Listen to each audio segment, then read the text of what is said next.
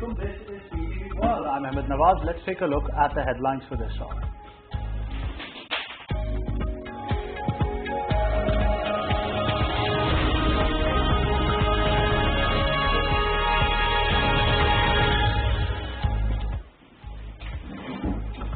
Prime Minister Imran Khan, while addressing the nation, says he would take a vote of confidence for the Parliament on Saturday. Says to move on the opposition benches in case of failure.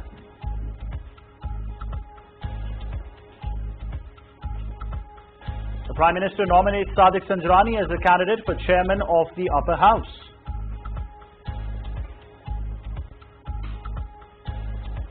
German Ambassador to Pakistan Bernhard Stefan meets Army Chief General Qamar Javed Bajwa. Matters of mutual interest, overall regional situation, bilateral cooperation in various fields and Afghan peace process discussed. President Dr. Arif Alvi summons National Assembly session on Saturday at 12:15 p.m. Prime Minister Imran Khan will seek vote of confidence.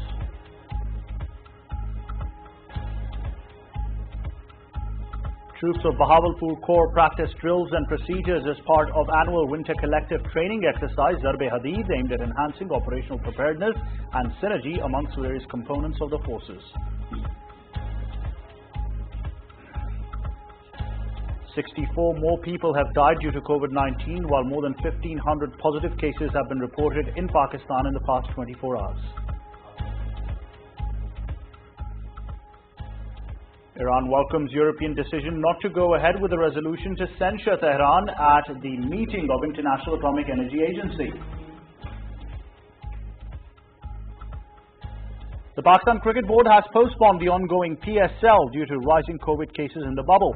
Says 3 most recent cases are from 2 different teams.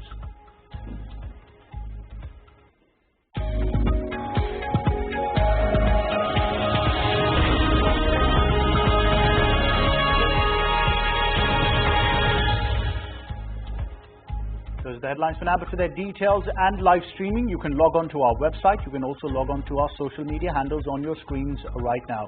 Stay tuned. Coming up next is Politics Today with Farrukh.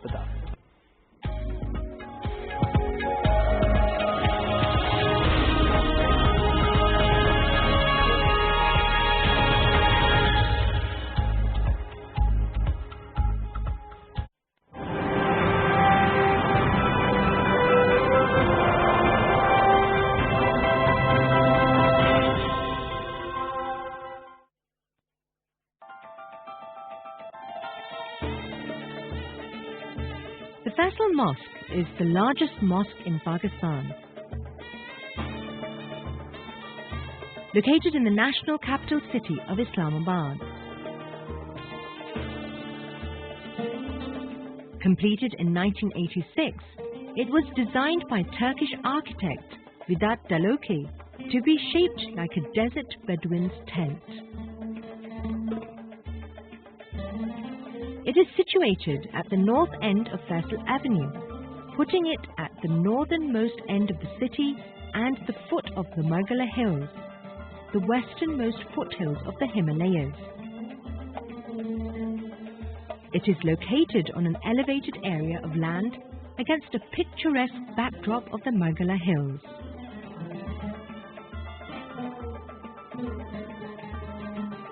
This enviable location represents the mosque's great importance and allows it to be seen from miles around, day and night.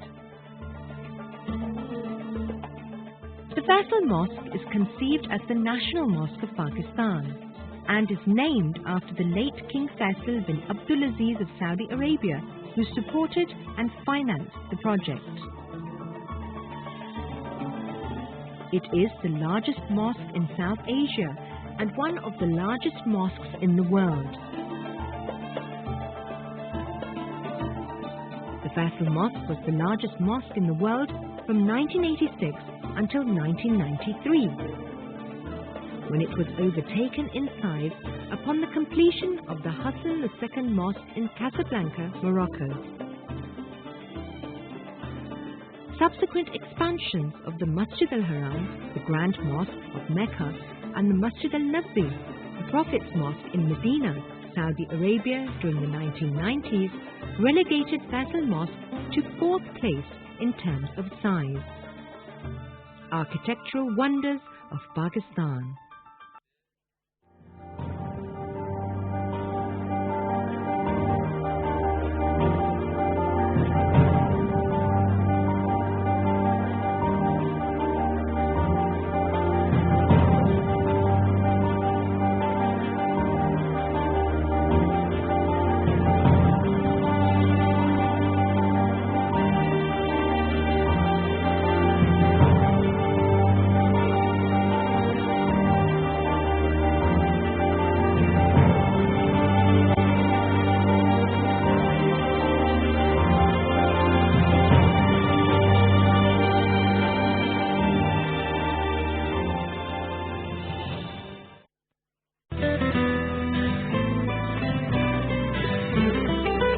Book is life.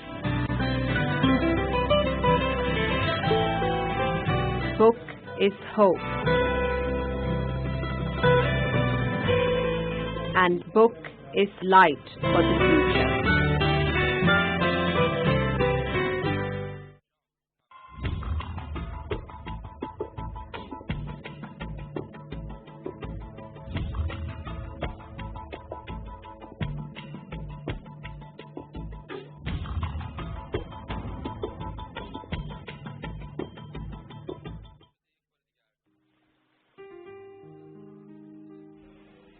Who am I?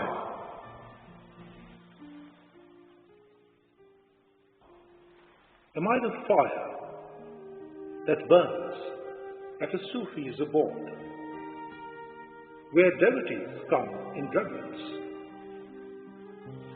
to seek warmth for frostbitten souls and rekindle the flame within? They come in throngs from all directions and in all hues to stop a while, but never to stay. Who am I? Am I the willow tree that gives shade to the jaded, but does not bear fruit? So when the sun mellows into a more merciful countenance, it's time to bid adieu. Who am I?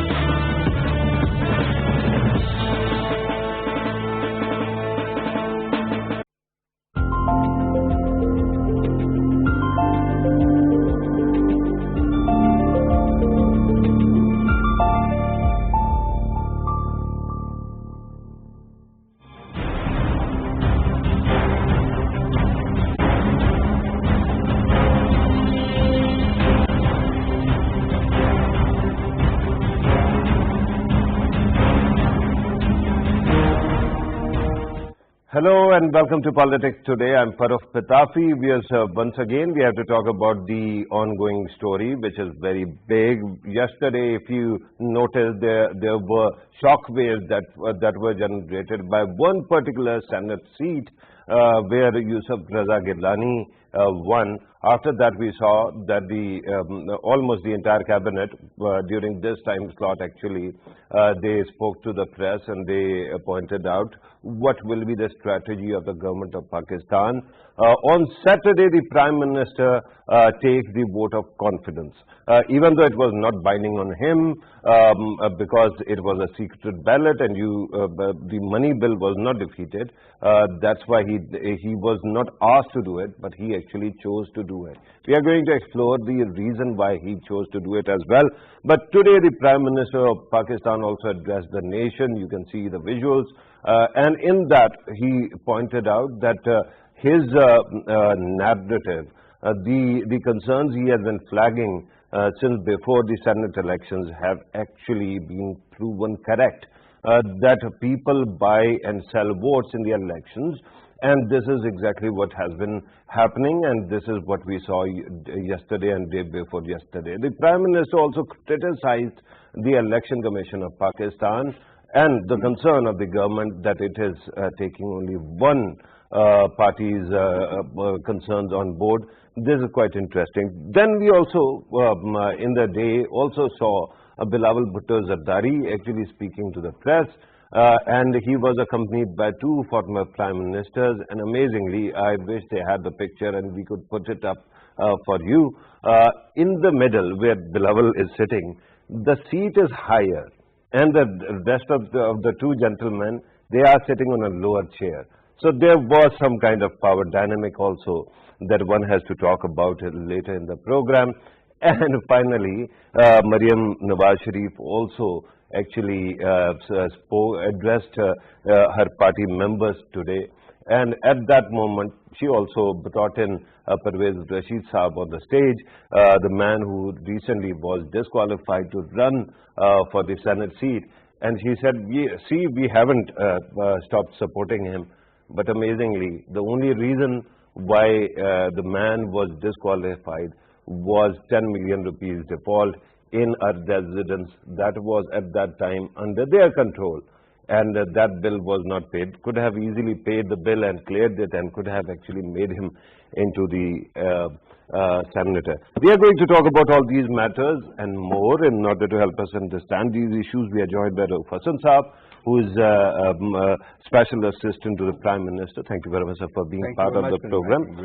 Next to him is Kaisar Ahmed Sheikh Saab, who is MNA of Pakistan Muslim League Nawaz, and he is also very conscientious and vocal member of his party, often differs with his leadership as well. Thank you very much, Kaisar Saab, for being part of the program. Next to him is Javed Jadoon Saab. He is going to help us understand the neutral side of the perspective of the situation. He is a senior journalist and analyst. Thank you very much, Javed Jadoon Saab, for being part of the program. Rauf Hassan Saab, I could have asked you what happened, but I'm going to ask another thing. Remember, General Pervez Musharraf was often asked who actually pushed you. So I'm going to ask you, who gave the Prime Minister this advice that he should voluntarily take the vote of confidence? Before this program, Pitafi Saab, I think we were discussing something, and I said, that intrinsically, Prime Minister Khan is a different person as compared to all of the political leaders that I've met in my life, and there are a large number of them that I not only have met but know personally. Okay. He thinks differently. It comes from within him. I don't think he needs any advice to do that. He always operates from a high moral ground, and I think it was absolutely imperative that since, although there are many people who said that, well, we lost one, we won one, and Fawzia Arshad was elected senator. Yeah, she got 174. 175. 175. Yesterday it was said 175. So, it could have easily been sort of debated that, well, we lost one, but we also won one. We still have the majority, but he said no. We've lost a seat. For whatever reason, that's a different discussion altogether. And I think we will possibly come to that later in the program. He said, no, I must go to the National Assembly to seek a vote of confidence. And I think it's a commendable thing, you know, that he Right. done. It is. But He did not have to. But He did not have to. here's the concern that you could have actually chosen to go for a vote of confidence whenever you wanted. At this moment, perhaps it was not important that he should have gone there, because right now everything is in a state of flux, and there is always a possibility that there might be some people who may defect from your party to the other side. It's such decision-making that actually makes some leaders apart from others. Okay. And this is my contention. This is Yeah. what makes Imran Khan different from all the other leaders that we have in this country. All right. He's not afraid of losing. Okay. When you're not afraid of losing, you always end up winning. And this is a quality that he has carried from his cricketing days with them. You know? And I remember those times also. But that's another discussion. You know, we'll possibly come to that. Right. I think, So, as he said, you are prepared for all consequences. Absolutely, absolutely. And I said it today in the speech. Yeah. He said, you know, I'm not afraid of losing. And if I'm not not the Prime Minister, I'm just going to change my seat and go to the opposition. Yeah, and I'll sit there. You Continue my realize struggle. that might not do anything to the government or the political party's brand, but with due respect, that can potentially wreak havoc to the national economy, to the bourses, if a government is in power and then all of a sudden it is in opposition. This is what I was saying. And let me bring in Kaisar Ahmed Sheikh Saab. Kaisar Saab, in this program, we have repeatedly explored your party's slogan, Vote with Urdu. Even today, Maryam Nawaz Sharif was actually talking about that as well. Amazingly, you supported a candidate, your party supported a candidate whose son on videotape was telling people how to waste their votes. And actually, then in an audio, he actually was telling people that this kind of money can be arranged and this kind cannot be. So, is it a vote for Izzat though? Mr. Pitafi, I don't know what topic we are discussing. We are talking about the Senate, right? In my opinion, the election is according to the Constitution. Right. One person may have a bad character, one may have a very good character. It doesn't mean the vote is by member of the National Assembly, Right. who are elected members. They had to vote, and the Constitution allows in this that anyone, he can vote to even to the opposite party. Okay. This is the Constitution. Yeah. So I don't know what we are debating and what we are discussing. Because you raised a question, let me just qualify my question, right? Yes.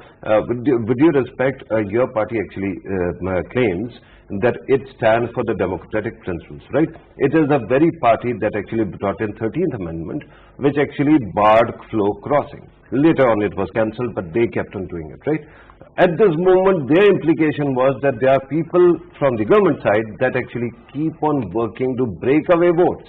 Your party actually signed Charter of Democracy, sir, to make sure that open ballot is used. And now... Yes, Mr. Pitafi. Even in your earlier program, I'm not the spokesperson of my party. Yeah, when you ask me, I'm giving my personal opinion. So, I don't believe in this, that one party can decide about it. Okay. It is the mandate of the person, elected member of the National Assembly. Okay. It is his mandate, wherever he likes. Okay. No, it depends on the personality, it depends upon his choice. Right. Various options are there. And so it is not necessary that a party gives a ticket to anyone.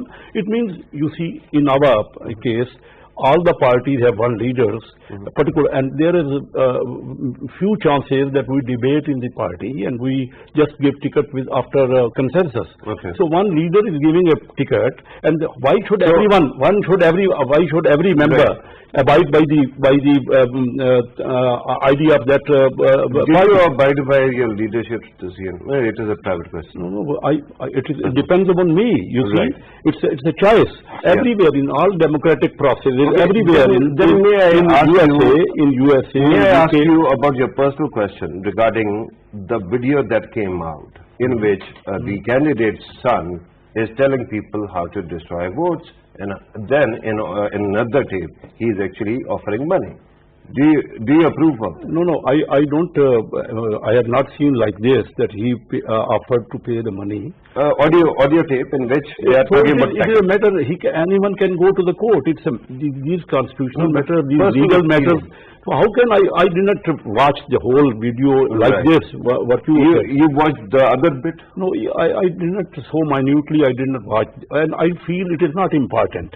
if even, I don't know what was the reason and what is the actual case. He himself admitted something. Yeah, he later on came on television. Whatever he said, that is a separate thing. Now we are discussing the election, about election. So the MNA is fully authorized.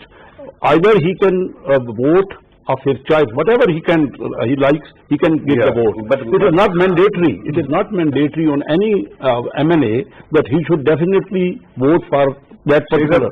I don't want to put anybody in a difficult position, but I was merely soliciting your opinion on something that the man admitted that he was telling somebody to destroy a vote. Okay, then anyone can go to the court. It's a legal matter. Yeah, but you said you are not spokesman of your party, so you are not also spokesman of the courts. Yes. I'm just asking about your opinion. No, but I did not watch in this aspect. Okay, I tell right. you, such minutely I did not.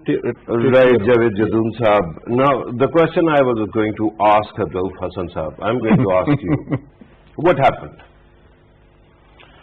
Thank you very much, Farrukh. I think Pakistan's political history is a very checkered history.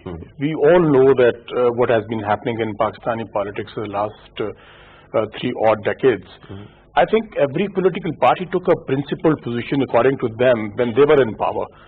And I think it wouldn't be easy to forget what really happened when the elections of the Chairman Senate took place. And we simply can't forget what happened in Changamanga and what happened in Marriott Hotel. I think it is a very checkered history, and if we start giving kind of a moral judgments now on a political party which is in power for the last 2.5 years, and I think would be a bit unjust on part of the major political parties. Should we place the ethics and judgment on one side and then talk about these things? No, Farrukh, my point is that every major and minor political party in Pakistan has not shown the kind of moral, high platform where they could claim that, well, their politics has been principled, while on the contrary, the other political parties have not. None of those political parties. I'm a voter who's asking what happened. Everybody knows what happened. I think I would tend to disagree what the respected parliamentarian just said, that it is the right of the parliamentarian or the MNAs to cast their vote whatever they want to decide about. But I think every parliamentarian is in a discipline. Political parties need to cleanse their own stables as well, because when you talk about selling the vote, there are people buying the vote and there are people selling the votes. So I think equally important to judge them as well. When you talk about those who are carrying bags full of money and they're out there to buy the votes of the parliamentarians, I think we need to talk about those parliamentarians as well, who were willing to sell their votes. And you will equally important for the leadership of every respective political leadership. I hope you remember, you and I in this program have been actually flagging this issue that it takes two to tango, 2 hands, right? Absolutely. So we kept on saying the other side should be held accountable, but here's the problem. The evidence that we are talking about has one aspect. There is a frame in which somebody is talking to somebody else, and the somebody who is talking can be seen, and then he comes on television and says, I did it. First, we talk about parliamentary form of democracy. In evidence, you start with the person who can be identified and who actually takes responsibility. I agree with you. In fact, we have been talking about the parliamentary form of democracy in Pakistan. We say that, well, this is what happens in democracy, but it doesn't happen everywhere else. It only happens in Pakistan, not even maybe to some extent in our neighboring country. But Pakistan has been a very bad example of such instances where people were willing to sell their votes, willing to buy the votes, go and you destroy your votes.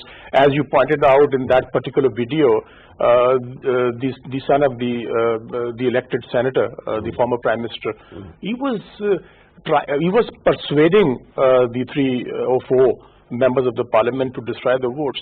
I think courts, of course, they are there. They can take notice of it. But most importantly, I think the political parties themselves, they need to take the situation into consideration. Yes, that is true. Rauf Hassan Saab, today Prime Minister of Pakistan actually mentioned and especially talked about the Election Commission also. One set of views that I heard on social media elsewhere was that the Prime Minister of Pakistan should actually take whatever concerns he has to the Election Commission rather than airing them on public fora. What do you say about that? Well, Farrukh, if you allow me, there is a photograph, which has gone viral today. And if your camera could sort of focus on this photograph, this is a photograph where the people were casting their votes. Yeah. When the former Speaker of the National Assembly, Ayaz Sadiq, goes there, the presiding officer stands up and does this, salutes him virtually. Okay. When the former Chief Minister of Punjab goes to vote there, the same presiding officer stands up and salutes him and keeps standing in respect till he has cast his vote and gone away. Right. When the sitting Speaker of National Assembly goes there, the same presiding officer does not even bother to stand up. Yeah. He keeps sitting. Okay. When the Prime Minister of Pakistan goes to cast a vote, he is in fact looking the other way, this presiding officer. He might be under pressure. This is when your leadership came over there. This is the character of the Election Commission of Pakistan today. Okay. The institution that is entrusted with the responsibility of holding free, fair elections according to law, which is contained in the adjudication of the Supreme Court of Pakistan in response to the reference that the government of Pakistan I can read it, but perhaps this is very important question, and I think other friends and colleagues should also put them. The secrecy of the ballot, therefore, has not to be implemented in the ideal or absolute sense, but to be tempered by practical considerations necessitated by the processes of election. You are reading the Supreme Court's judgment, opinion, yeah. And then it goes on to say, Election Commission is required to take all available measures, including utilizing technologies, to fulfill the solemn constitutional duty to ensure that the election is conducted honestly, justly, fairly, and in accordance with law, and that corrupt practices are guarded against. Right. Now, if I may ask, as a citizen of this country, what did Election Commission of Pakistan do in response to this adjudication of the Supreme Court of Pakistan, the Apex Court of Pakistan? Right. Nothing. Nothing. Nothing. Yeah, they actually created. There was talk of they created a surveillance committee that actually took notice of Jatoi Saab's complaint. Nothing else. The member of that surveillance committee is doing this. Okay. Right. To 4 different people casting their ballots. Okay. Right. No, sir, the problem is different. The problem is that unfortunately in this country, through decades, the institutions have been brutalized, not empowered, and not made transparent. Okay. Election Commission of Pakistan, unfortunately, is one such institution which has been used to paying allegiance, swearing allegiance to individuals rather than the state of Pakistan. Right. And may I ask you, because you said that the institution might have been compromised. Yes. Who appointed the current leader of that institution? Okay, let's go into that. PTI had nothing to do with drafting this clause in the Constitution, which has been there for a number of years. And what is that, sir? That the Leader of the House and the Leader of Opposition shall appoint certain people, including the Election Commissioner of Pakistan, by consensus. Okay. Now, all the recommendations that went from the government by consensus were rejected. Through consultation? Well, consultation practically made consensus, because if one of them says no, it is no. Both of them have to agree on a common name. When he was Prime Minister, said that General Pervez Musharraf one day called me and said, I am just telling you this is what I am going to do. As per the law, I am supposed to consult you, and this is consultation. No, that is not consultation. Okay. Well, the fact of the matter is that, all the recommendations made by the government side were rejected by the opposition. All the recommendations made by the opposition were rejected by the government. Okay. For their respective reasons. But it went to the parliamentary committee, and this name came up from the parliamentary committee, and he became the election commissioner, the chief election commissioner. Right. Unfortunately, I know a few things, but I would not like to state them here in the program. Right. Okay. But you have concerns about it. 2.5 years, you're talking about that.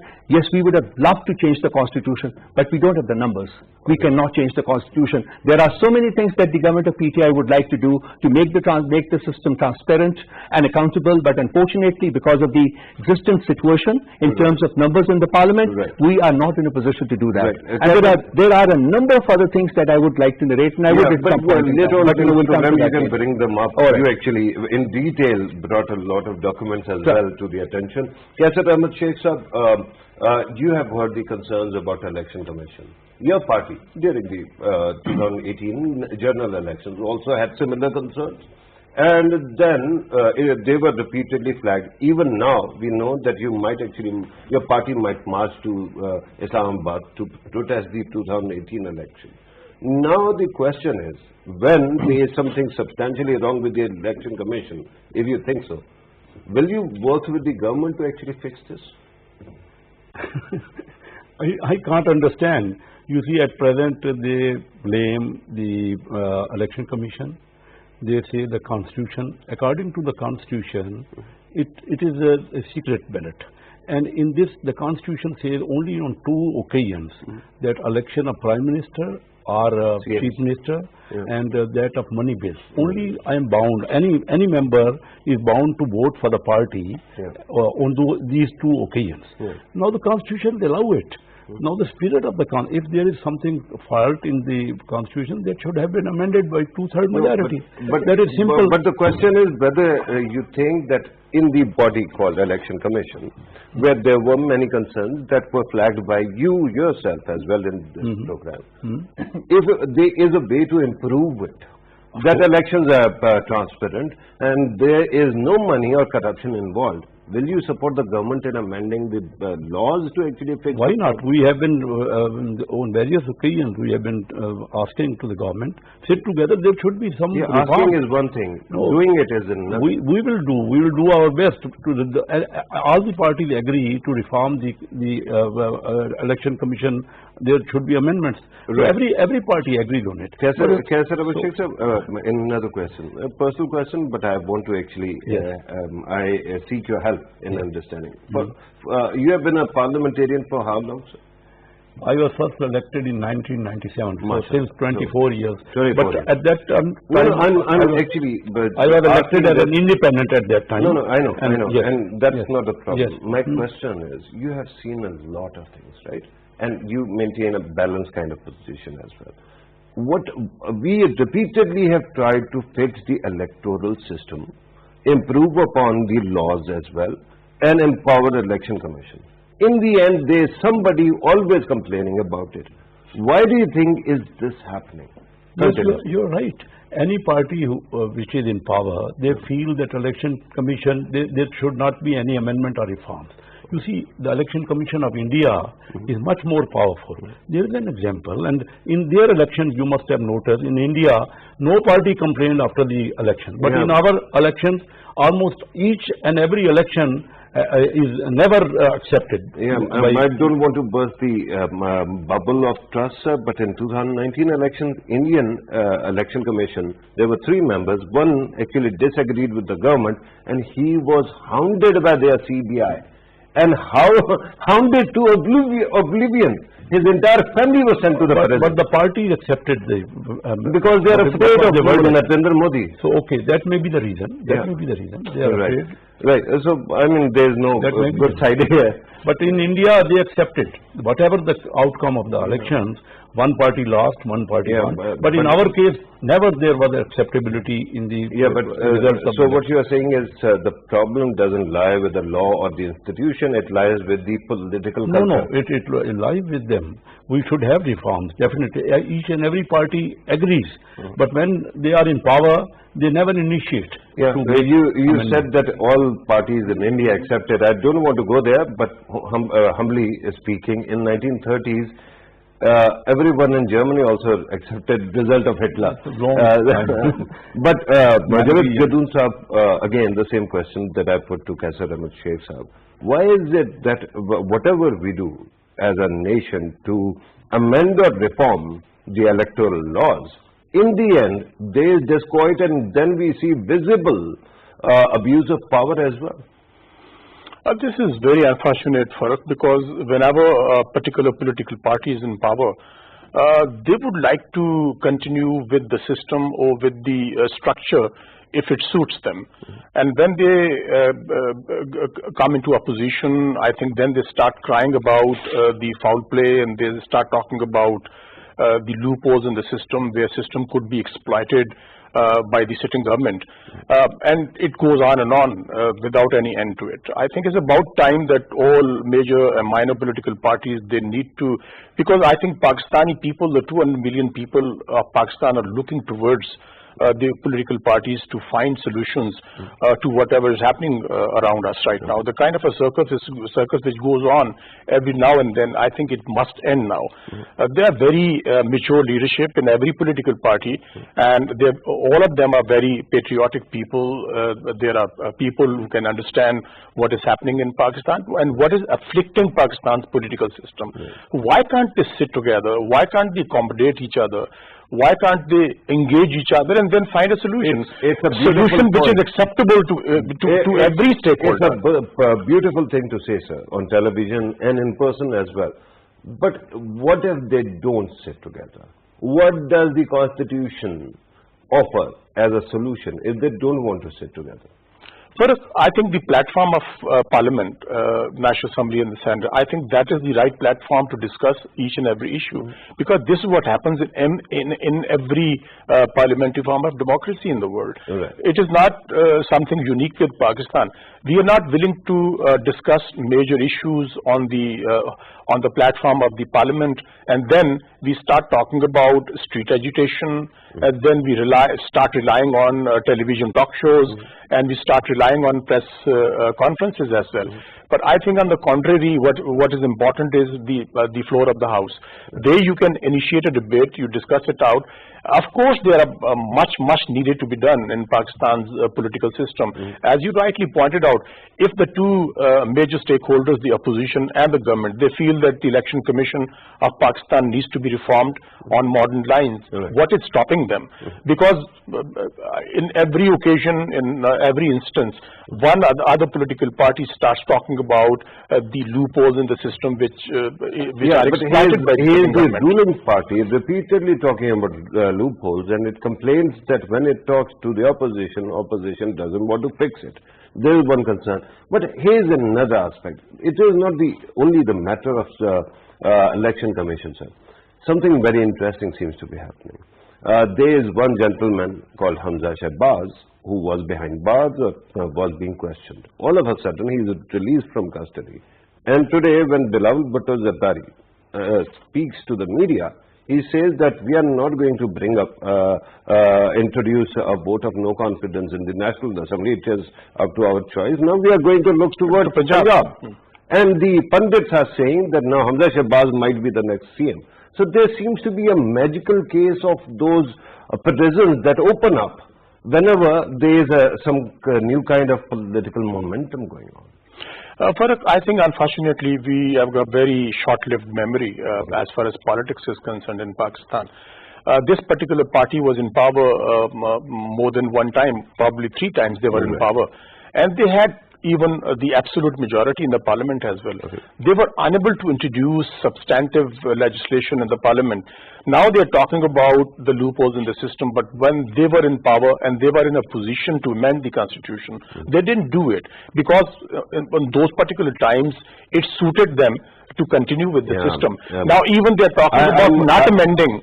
I'm going to compliment you for your answer, because it is a beautiful segue away from my question. My question was about that prison door that magically opens and somebody comes out, and then he's going to be the CM, right? This is something. No, Farrukh, I was coming to your particular. And I'm going to come back to you, sir. Allow me to actually first go to Faisal Saab. Sir, because we live in this magical land where magical things keep on happening. I mean, there is one man who actually truly lost yesterday, and that was the finance minister, who was promoted from advisor to the post of minister in the hope that he will get the seat in the Senate of Pakistan.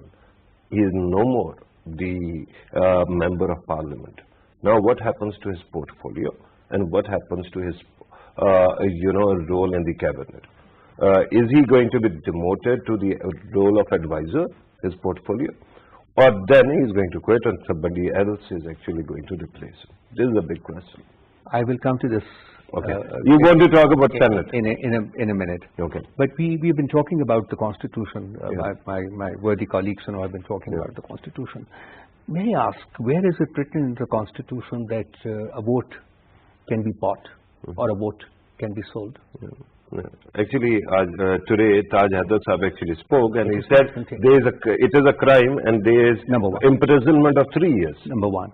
Number two, if an election takes place on the basis of palpable selling and buying of votes, what would you construe that election? Okay. Yeah. Fair or not? Not fair. Yeah. We should not be judgmental. I quite agree with my worthy colleague, Javed Sahib. We should not be judgmental, and I don't want to be judgmental. But the fact is that we have to state the distinction between right and wrong. If we do not do that, we fail as a nation. We fail as a bunch of people. It's our moral responsibility to sift the right from wrong and make a statement to that effect without being judgmental, because there are people, they all have brains, they all can think about what is right. But you know, as leaders, we have to make them think. We have to sensitize them to thinking about what is right and what is wrong. And unfortunately, in this country, a lot has gone wrong. And that's another discussion. Now to your question. Just to highlight one thing, while you are giving me this answer, Kaisar Sheikh Sahib is shooting very big smiles at me as if he doesn't agree. I just wanted to bring it into It's going to be a stern. But so to your question, I'm going to come to I'm not in a position to make any statement on that at this moment in time. I think it is the prerogative of the Prime Minister to take a decision in that regard. Obviously, he cannot sit as President of the NSC Commission, as a presiding person of the NSC Commission, which is an integral part of the Finance Minister's portfolio. So something will have to be done. He can't. He's now a minister, but that is for 3 months, and I think he's already been minister for a couple of months. So he can stay there for another month or so. I understand that he can possibly, his tenure can be extended by another 3 months. I'm not very sure. I'm not very sure. But then I think that is possibly not the way it will be. So some decision will have to be taken. Either he will become an advisor to the government of Pakistan and continue playing the role that he has been, minus things that he can constitutionally not perform. And that responsibility may be assigned to somebody else, or then we may have a full-time finance minister. But at this moment in time, I think it's too early. Basically, I can't make a statement. And one more thing, Chairman Senate. Today names came out. Yusuf Raza Gilani is their candidate, and your candidate is Sadiq Sanjani. Right? So that has been actually flagged. That has been pointed out. But you don't have the numbers. You have 47 in the Senate, and they have 53 collectively. Let's see what happens, because I feel, that him being from Balochistan is a very positive thing, and maybe elected representatives from Balochistan may opt to vote for him. But let me assure you that PTI is not into buying or selling of votes. No, we have never condoned it. We are the only political party that kicked out 20 of its own sitting members of provincial assembly from the party when it was disclosed that they had actually sold their votes. Actually, we will do it again. We know that. I kept on repeating it as well. So yesterday somebody comes and says that those people who were kicked out of the assemblies were actually member of an assembly that was about to be dissolved. So there was no great reward in it is then when they were caught and they were kicked out within days, not months or years. And I think I don't want to again narrate instances from the other political parties. So let me say one thing, that we will never make an effort to buy votes. If people may vote of their own conscience, that is a different matter altogether. Right. Kaisar Ahmad Sheikh Sahib, Yusuf Raza Gilani Sahib is the candidate of entire PDM. I understand what People's Party is getting out of this. What are you getting out of this? I would like to say something. Please. Mr. Rauf Hassan is an intellectual person. I have great regard for him. But he's not a politician. You see, in who is a politician, sir? I'm a politician, yes, of No, course. but who is a politician? Can you define who is a politician? The politician means anybody who is in politics, who is aspiring for the elections, for the MPA or MNA or he I think he would qualify for that. Okay, then he may be. I may be wrong. I'm not going to dispute it. I'm not going to dispute it. I just wanted to clarify. My point is a little different. My point is in my district, Chanyot, there are two seats. One is by PMLN, myself, and another is PTI. Now, the PTI member is given more than 500 million on the development. And I have not been given even 1 penny. So the money has been transferred? The money is being committed, and yes, some development, yes, development, it is not the money. It is not the money, I must clarify. The funds. It is the funds for the development. For that member. But they haven't been transferred. So Mr. Rauf would say it's a moral that 2 members. He was previously the member of Muslim League, my colleague from 2013 to 18. Now he is a member of PTI. He the same district. He is getting more than 500 million rupees funds and development programs, and all developments are in his constituency of my district. And for my constituency, there is nothing. So you are saying that this is buying of votes? Yes, of course. I'm not saying. I don't feel that buying and selling it's moral, but I feel this is what will you clarify for that? What does it mean? So if you do like that, we will allow him to clarify. Just let me a little more. Even in our time, it was like that. So if this had been happening, you see, there must be some moral value, there must be some conclusion, there must be some reforms in the election. We agree. On this aspect as well, how much funds can you deploy? And moreover, the last word, the judgment of morality, okay, we can discuss, but eventually it has not to be finalized here. It has to be finalized even in the courts. So anyone, if buying or selling is involved, it's a crime, of course. Everybody knows. So, but it has to be proved now. But I was not talking about buying or selling. My question was, and let me just remind him the question so that he can collect the thought, and then I'm coming to you. My question was, with due respect, what is your party getting out of this Chairman Senate's nomination? But my worthy friend has brought the subject of development funds allocated to some people and not allocated to other people. This question was raised by none other than Justice Qazi Fayaz Issa in the Supreme Court of Pakistan, and he in fact wanted to move against the Prime Minister of Pakistan, and the court decided that the Prime Minister should submit an affidavit that no such thing has happened, and the Prime Minister duly submitted an affidavit before the Supreme Court of Pakistan that development funds had not been promised to anybody, had not been given to anybody. And just go along with me and yourself see with your own eyes what are the developments. All constituencies of PTI, they are getting the development programs, and a lot of development is there. This matter was debated in the court of law, and the court of law coming to the court. The court of law adjudicated in favor of the Prime Minister of Pakistan. So you can, I don't think I can go beyond that, and I agree with you. The concern at this moment seems to be that there should be equal. Absolutely. Right? So his constituencies should also get development because people need roads. Absolutely. What do you, very quickly, because I have to go to Javed Jadoon sir, what is your party getting out of Yusuf Razak Gilani's nomination as the Chairman Senate? So is there a quid pro quo? It is PDM collectively. It is not a PDM is not a political party. No, the total alliance of the parties. It is not the matter that which party is getting what. Our prime intention is that this party should leave the government, because this has destroyed, this has made the economy just, you see, I always mention we left economy when the growth was 5.8. Now there is a minus growth. Even and we are going to debate this in the program, because my economy that's why it's not a matter that which party is getting what. My point is that we feel collectively that this government should leave because they don't have. But they are not.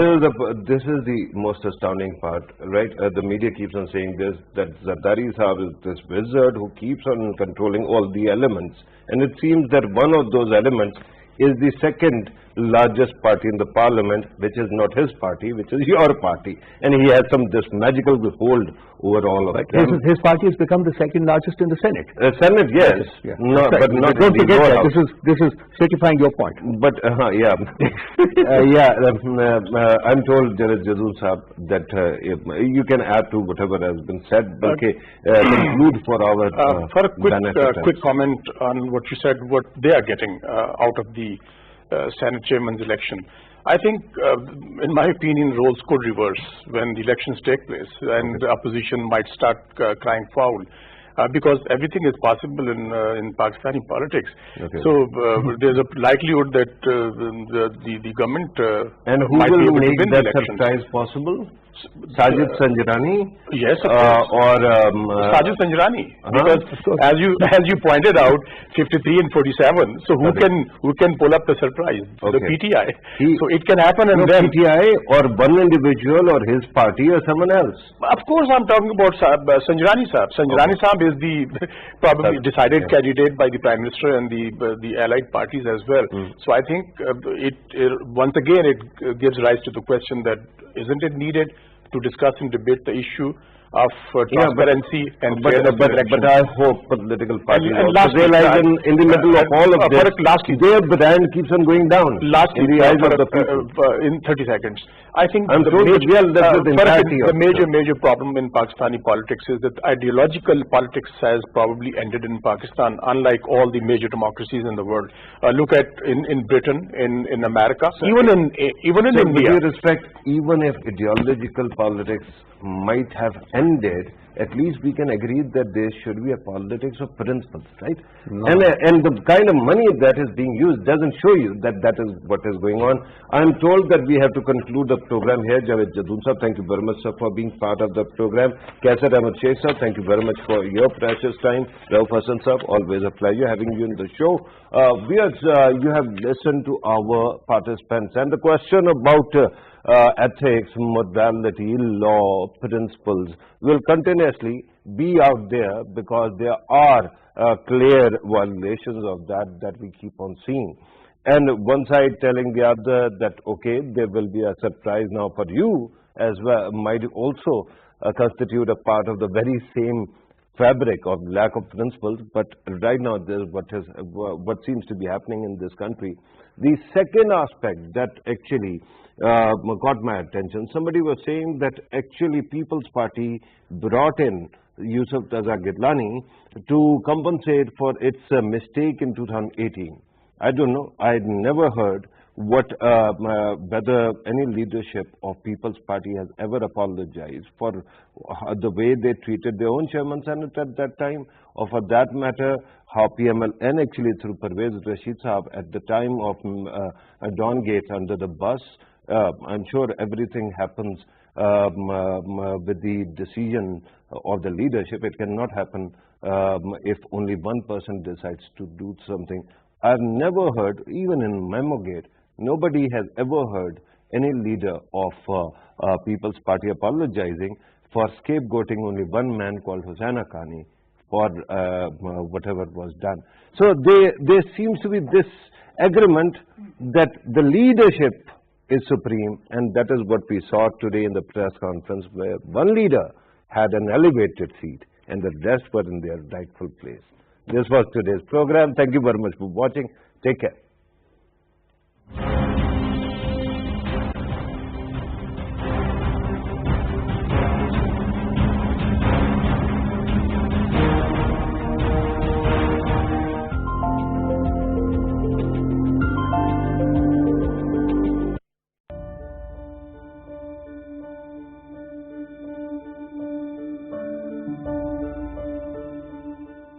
High in the western Himalayas, cradled in the Karakoram mountains of northern Pakistan, lies a plateau known as the Land of Giants. The Deosai Plateau in Gilgit-Baltistan is the second highest plateau in the world. The Deosai National Park was created here in 1993, and it is home to the endangered Himalayan brown bear. This is the sole habitat in the whole of South Asia that can claim an increasing bear population. Initially a sanctuary for the bears, recent infrastructure development in the national park has begun to threaten their home. The construction of roads and bridges is allowing for easier access across the plateau.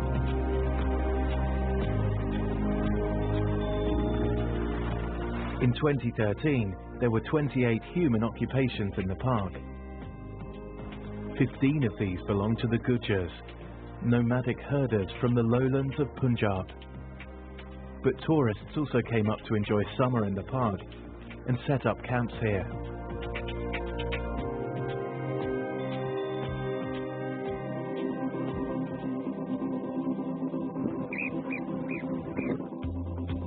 In recent years, the Gilgit-Baltistan authorities have been persuaded that such development is beneficial, with little regard for the needs of the wildlife and fragile ecosystem.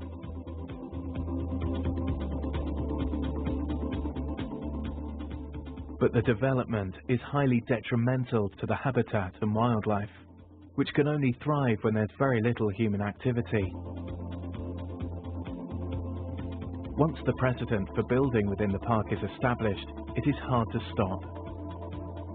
The needs of the park and its creatures could soon be completely overwhelmed as development marches on.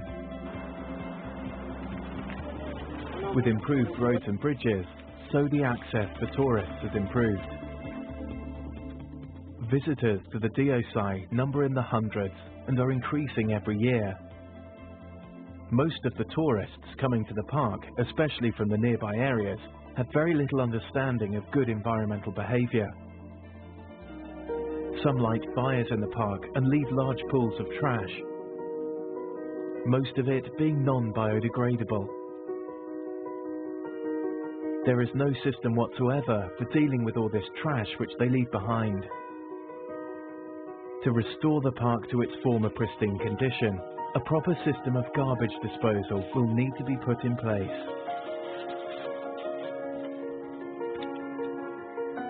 The park authorities have limited finances with which to tackle all these problems.